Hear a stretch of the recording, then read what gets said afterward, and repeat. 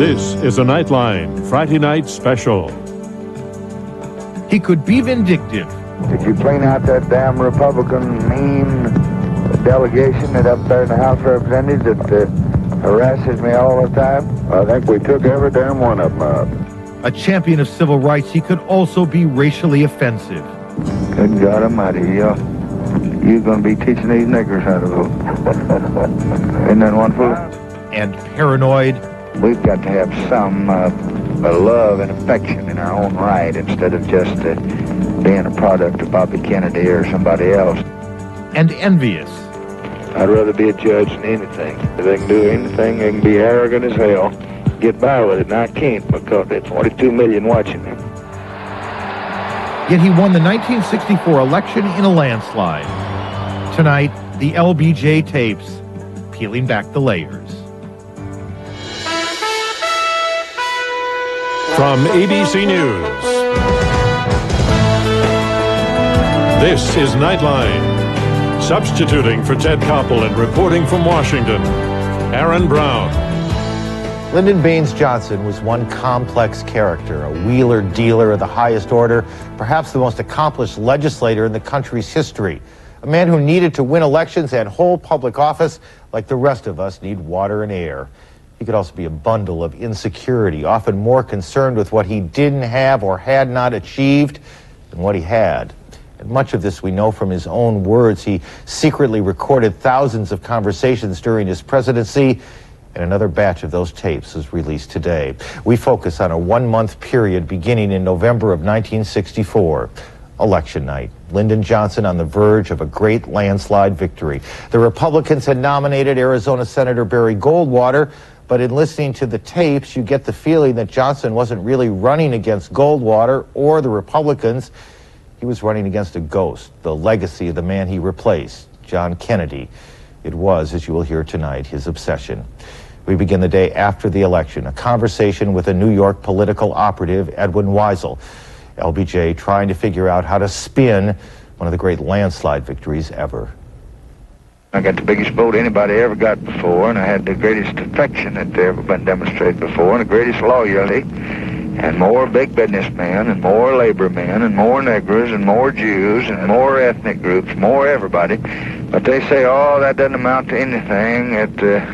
So the Bobby Kennedy group, they kind of put out this stuff, and the little Kennedy folks around there, nobody loves Johnson. And they're going to have it built up by January that I didn't get any mandate at all, that I was just the lesser of two evils, and people didn't care, and so on and so forth. Well, it's not quite as bad as that, but I agree with you that I will undertake to do it.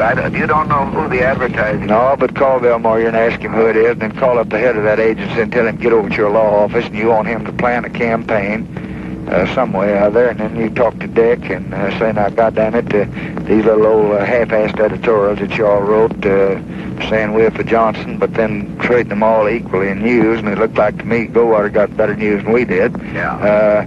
That what we want you to do now is say, let's hold this country together and let's don't divide up, because if you do, the labor boys will take what you got. For LBJ, it wasn't enough to win. It wasn't even enough to win in a landslide. He needed his opponents to lose, and lose badly. I want to get a complete report on the Senate. I guess this son of a bitch Williams was reelected. He was. By a very big vote? No, sir. About last count was about 8,000. Now, let's get a count of the House and Senate. What, do we pick up 20 seats? Yes, sir.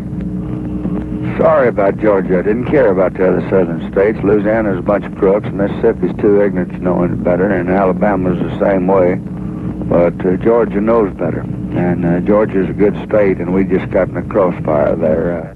We said at the beginning that LBJ was a complex man, and here's an uncomfortable case in point. He had passed the historic 1964 Civil Rights Bill, one of the most important pieces of legislation in American history. Yet this hero of the movement could still use the most offensive word in the racist dictionary. The conversation is with the Texas political operative, Philip Kazin. You tell old Charlie and Chick and Abraham, all of them, hello for me. God bless you, and thank you so much. Well, tell me, wait a minute, I want to know, how did the vote go? How many did you have in Webb County? The vote? Yeah. There was 10,639 to 1,039. Good God Almighty, you're going to be teaching these niggers how to vote. Isn't that wonderful? Then there is this, LBJ, November 5th, 2 days after the election, on the phone with Adam Clayton Powell and then Dr. Martin Luther King Jr., two of the country's best-known black leaders. I remember many years ago when you said that I rather trust that man than a lot of others. And That's right. I was the first Negro to ever say it. well, you're the first one I've talked to. I just wanted you to know I was thinking of you. All right, thank you. Thank But- you. Love it. I never forget what you said many years ago. That's right. The next call he made was to Dr. King. Hello? Doctor? Yes, Mr. President. Well, I just wanted to tell you that how mighty proud I was of a lot of folks last Tuesday. Yes, well, we are certainly all very happy about the outcome. It was just such a great victory, and I certainly appreciate your calling. We have some bright days ahead, I think. Well, it was a great tribute to the intelligence and the judgment, the patriotism of the Negro people that they couldn't mislead them and they couldn't fool them. And Well, good. And again, let me congratulate you and say what a great moment we think this is for our country. It was a great victory for the forces of progress and a defeat for the forces of retrogress. And I think we have some great challenges and opportunities ahead, and we're all with you.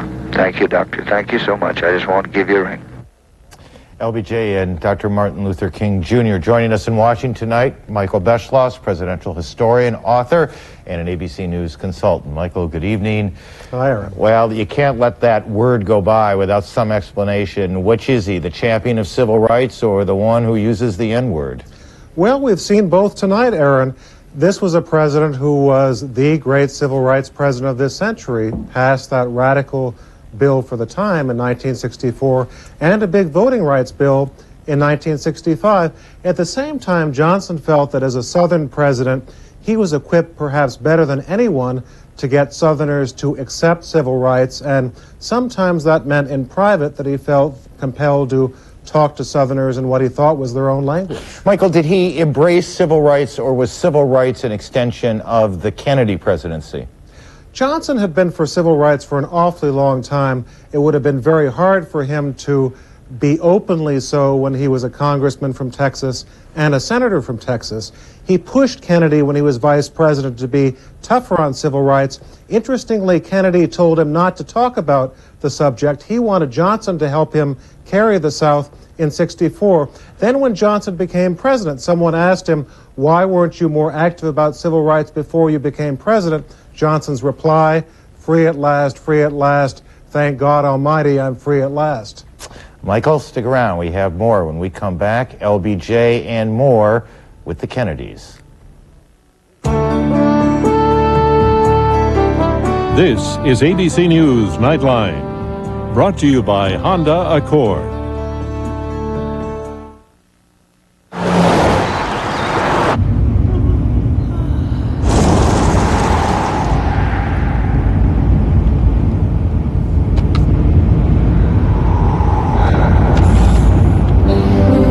When you wake up, you will believe the following.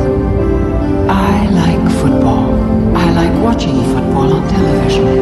I can't get enough football. The comfortable Accord sedan from Honda. It's one powerful car. You know, I wonder if you can fix that truck again. E-tailers like Amazon.com choose priority mail. Shouldn't you?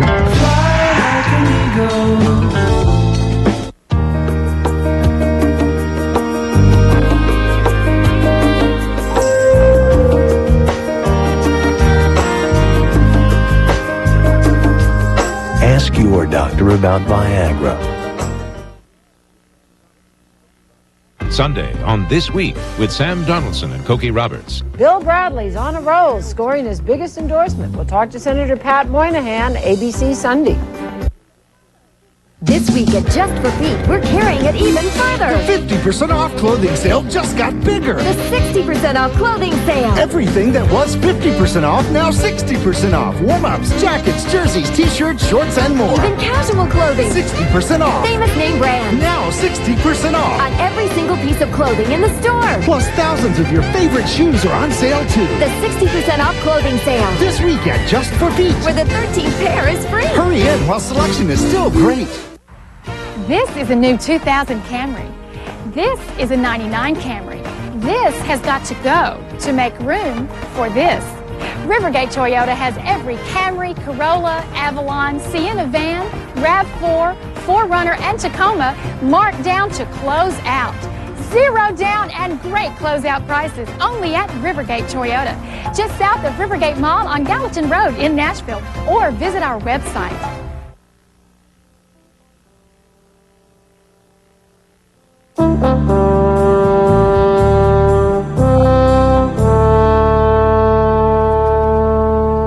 In fairness to President Johnson, this thing he had about the Kennedys was understandable. Not only did he replace the assassinated and martyred president, but his brother Bobby, the Attorney General, was a constant rival. There was talk that Bobby might actually want the vice presidency in 1964, running with Lyndon Johnson. Appalled, LBJ once said, "I don't want history to say the only reason I won was because Bobby was on the ticket." So he was no doubt relieved when Bobby decided to run for the Senate instead. Just before midnight on election night, Johnson and Kennedy talk about the election results and the legacy of JFK. Listen, I pulled you through up here. Yeah, by God, well, whenever you can get Keating to brag on you, I've got to watch that New York combination. Good work, though, huh? Well, I thought so. That was terrific everywhere. What, you just lost 3 states? Oh, no, we'll lose 8 or 10. No. Yeah, we're going to lose Alabama and Mississippi and Louisiana and South Carolina and Georgia and Arizona. That's 6. Then we'll probably lose South Dakota and maybe Wyoming. We may lose 2 or 3 more. Well, you did a great job. We got a lot to be thankful for, Bobby, and give our love to Ethel, and let's stay as close together as he'd want us to. That'd be fine, Mr. President. Congratulations, though. Tell all that staff of yours that ain't nobody going to divide us, and I'll tell mine the same way, and we'll move ahead, and there's plenty in life for all of us. That's right. I'm proud of you. Thanks very much, and thanks for your help. Thank you for calling. Made a hell of a difference. Bye. Thanks. But by the next morning, on the phone with advisors McGeorge Bundy and Bill Moyers, LBJ was not so happy with Bobby. It seems Kennedy had not been grateful enough. Very frankly, though, I thought last night it took him a long time to get around to admit the president had anything to do with it. And there's 1,000 people in the room, and they kept thinking about it. He got county judge so-and-so and county surrogate so-and-so and county so-and-so, but the guy that campaigned up there through 33 miles of Brooklyn and all the places carried it over 2 million. He just never could find it while I was out bragging on his brother. And I just guess he can't bring himself to it. And also to Mayor John Burns of Binghamton, New York. The following day, LBJ spoke with Robert Kennedy again. Bobby was already in Washington in the office of the Majority Leader, Mike Mansfield. Hello? You learned how to smile in this campaign. I told you, I did what you told me to do after you came up there. Yeah, well, I just picked up all the papers here, and you weren't waving. You must think you're going to be running up there a long time. I saw you smiling and waving a bunch of kids. No, you know what I was doing? They're not even registered. I was just thinking of working with you. That made me smile. How you feeling? All right, how about you? Somebody told me I ought to call you up and find out how to get them to concede early. How'd you get old Keating to come out there and give us that forced smile? How did you get those Senator Goldwater to run again? Well, Goldwater didn't come till the next day. He waited 24 hours. Yeah, and I know everybody was worried about who was ahead. He got on there, and I lost my ratings. We were all concerned about it. You had a lot of sympathy, Roy. You had a lot of sympathy. Well, I'm going to need a hell of a lot, I'll tell you that. I'll be seeing you. Meantime, if you get a solution to Vietnam, just call me direct, will you? I just talked about McNamara. Yeah. Well, he's the best one. You can't beat him. LBJ and Robert Kennedy on the phone, back with Michael Beschloss. Michael, do they hate each other? Well, I think it probably came close to that at the end. But in this case, Aaron, I think it's an example of the saying, keep your friends close, keep your enemies closer. They were both trying to keep in touch. Kennedy, as a new senator from New York, knew that it was in his interest to have at least some relationship with the Democratic president. A president can do a lot for a senator from New York. And Johnson, of course, assumed that Robert Kennedy, at one point or later, would come out in opposition to him, perhaps run against him for president in 1968, as he did. Were the Kennedys or Bobby or all of them the personification of everything that made Lyndon Johnson feel insecure? If you had to design people to bring out Lyndon Johnson's insecurities, you couldn't do better with the Kennedys. He saw them as patrician, well-educated, well-mannered, sophisticated. And then compounded upon that was the assassination which elevated John Kennedy and his family to almost godlike figures. Johnson felt it was very hard to compete. And it was. He was right on that. Michael, thank you. When we come back, yet another side of LBJ. This is not a washing machine. This is the road to reincarnation for your beloved white tablecloth that was fatally stained by a wicked 87 Merlot. The Catalyst series, with patented Catalyst stain removal system, taking laundry from doomed to divine, unstaining stains in the most miraculous manner. Introducing Kenmore Elite. If you had to be stranded on a deserted island with just one other person, who would it be? A boat builder? Or a survival expert? Perhaps a fisherman? Or would it just be someone who looks really good in a swimsuit? Introducing the all-new 2000 Mitsubishi Eclipse, nicely equipped at 17.7. There are more sensible choices, but who cares? Contrary to some opinion, e-commerce isn't just about selling things. It's about connecting people in business. To their customers, yes, but also to their partners and colleagues, and to anybody else that makes business go. At Microsoft, we've helped thousands of companies build e-commerce solutions easy enough for any business to use. Because if everybody's connected, business works better.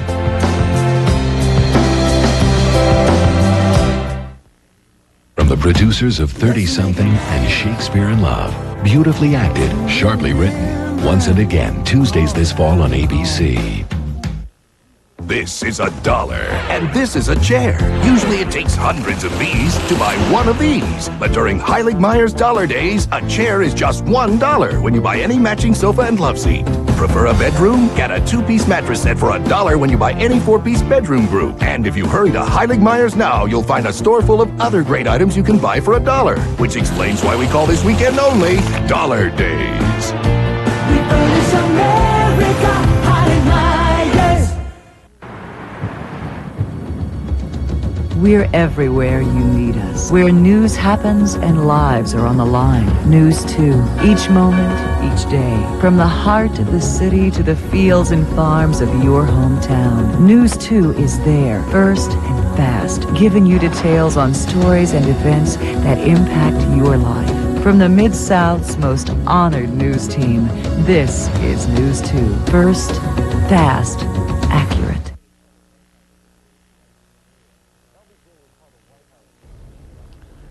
LBJ would call the White House the Great White Jail, and by 1964, the presidency had grown quite confining.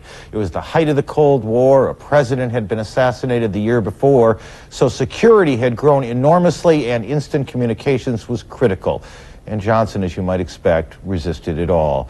The conversation here is with Defense Secretary Robert McNamara. I want to go to a ball game, so they send 6 or 8 people down, and they track the attention of every reporter there, and they put in phones for me to sit at the ball game. Now, that's ridiculous, isn't it? Yeah. I could get a phone in 1 minute by walking in to the stadium office. Why do I have to have phones out there with 100,000 people ball game? I didn't go. But is there any reason why I have to do that? No, I don't think so. How close do I have to be to a phone within 5-10 minutes. Isn't that enough? Well, it ought to be closer than that, but... Well, how in the hell did I ride to your house then? Well, maybe he just picked the wrong branch of government. In this conversation about appointing judges, LBJ muses about a different job. I'd rather be a judge than anything. I like to be a judge, and I like to have all that security and that independence and not any of that damn great responsibility. They can do anything. They can be arrogant as hell, get by with it, and I can't because there's 42 million watching me. At least a judge wouldn't have to deal with the press. We suspect that every president since Washington has had a conversation like this one between LBJ and his Secretary of State, Dean Rusk. Perhaps a little less salty for some, but similar. The government needs improving too, but you sure do think that the press ought to have a code of ethics. One of the problems that I've had with the top New York Times men like Scotty Rustin is that they insist upon scoops. That is, they insist upon something that nobody else has. And my general approach to the press has been that I will never say to one newspaper man what I won't say to another one. That's what I do, and you're right. You're right, and that's what they do. They're a bunch of damn blackmailers, and they're just a bunch of whores. They've been slept with, and you can't expect any virgin territory there. LBJ could be tough one minute and charming the next. Here he talks with former President Harry Truman, an old ally and friend, a man who knew what it meant to be unpopular, and a man who also felt mistreated by the Kennedys. This is Harry Truman. Mr. President, I love you as everybody in America does, and I'm just so honored that you would take the time to call me. Well, I called you because I think you set a record that's never been equaled and never will be. No, anybody got your record, never equal it. When you go to looking at the Truman Doctrine and NATO and Marshall Plan and everything else, it makes all of us look like pygmies, and I know it, and that's one good thing about me. I got sense enough to know it, but Well, you're all right in my book, and I just want to congratulate you, and I feel just as happy about it as you do. I just want you to know as long as I'm in that office, you ain't it, and there's not a privilege of it, or a power of it, or a purpose of it that you can't share, and I came to you when I wanted to know how to run vice president. I came to you and I wanted to know how to run for president. And I think that we gave them a good mauling, just what you wanted them given, didn't we? Just exactly what they ought to have had. And it's the finest thing that's happened in the history of the country. They rubbed their nose in it. Well, that's right. They were dirty. Oh, that's what they ought to have had. You don't know how dirty they were. They put out mean... I do too. I got so damn mad I could have killed somebody. They put out these mean books, and they questioned my integrity and my honesty, and I know they did, but do you want to forget that? Because it's gone as fast. The vast majority of the American people never believed a word of it. Well, I talk about eavesdropping on history. Michael, a couple of quick things. Here's a guy, Lyndon Johnson, who wanted to be president his entire life and seems, if you listen to these tapes, to find no joy in actually getting there. Well, that's a surprise, Aaron. You know, if you didn't know what the situation was, if you just listened to these tapes, you'd think that this was a president who maybe had just sneaked back into the presidency rather than getting what was until that point the big presidential landslide of all time. Did he feel worthy of the job? I think he felt worthy in terms of the fact that he had been in public life for 30 years, had been loaded with experience, and there was an awful lot he wanted to do. But at the same time, this was a person who was oftentimes very crippled by self-doubt. At the convention of 1964, he very nearly did not accept the nomination, almost went back to Texas because he was so worried about what the presidency might bring. Think he was happier in the Senate where he seemed to have it all? I think he was more perhaps complacent in the Senate. You know, he was dealing with only about 55 Democrats. He felt that he knew them inside and out. He felt some control.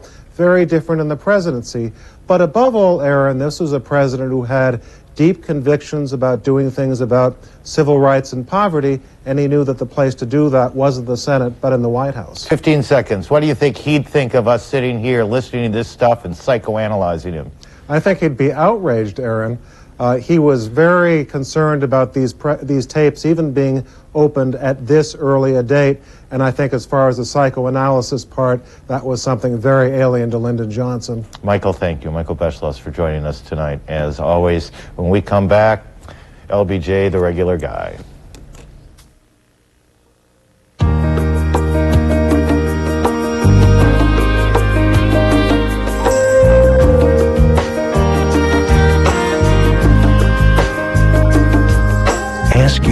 her about Viagra.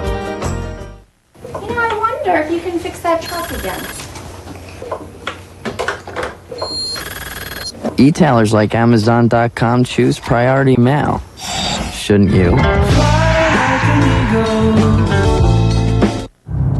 This is not a washing machine.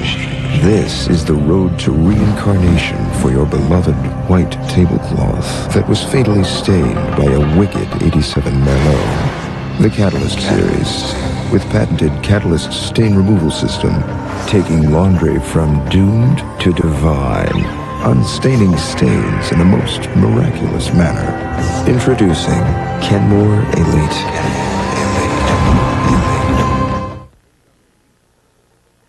ABC turns up the heat.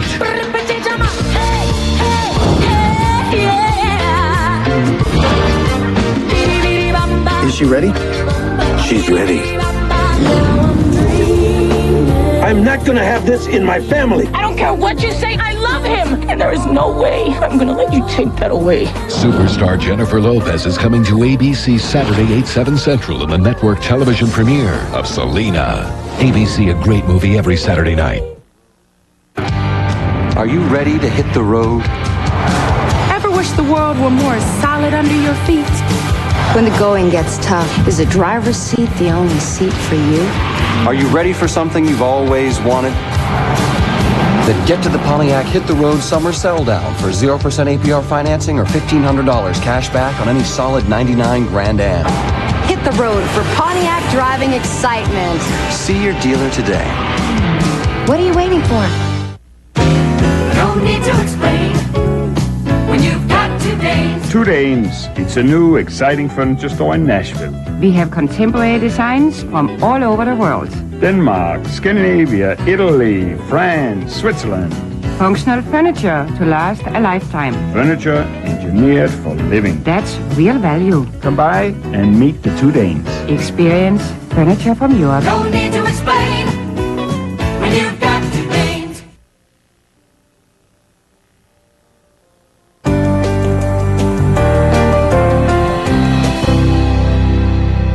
It's a bit tough to imagine the President of the United States as just a regular guy with regular guy problems. They don't fight traffic, they don't sit in coach class, and somehow, if they want to go to the ball game, they always get a ticket, a box seat no less. So there's some comfort in knowing that presidents, like the rest of us, have trouble with the phones, even at the White House. Can't you give me a better connection where the president could just have one satisfactory telephone call? Just give me one. Well, I can hear it. You got static and slacking and cows mooing, armadillos in this line and everything else. You know, John McCormick begged. Lyndon Johnson Unplugged. That's our report for tonight. A program note: next Friday, Nightline begins a special series, BioWar. Over 5 nights, Ted Koppel lays out what might happen if terrorists attacked an American city with deadly anthrax. And you can participate online by logging on at abcnews.com and registering at the Nightline webpage. That's BioWar, and it begins a week from tonight on Nightline. I'm Aaron Brown in Washington. Have a great weekend and a good night from all of us at ABC News. Nightline is always on with abcnews.com. Now part of the Go Network. If you'd like a transcript or video cassette of this or any other edition of Nightline, please dial 1-800-CALL-ABC.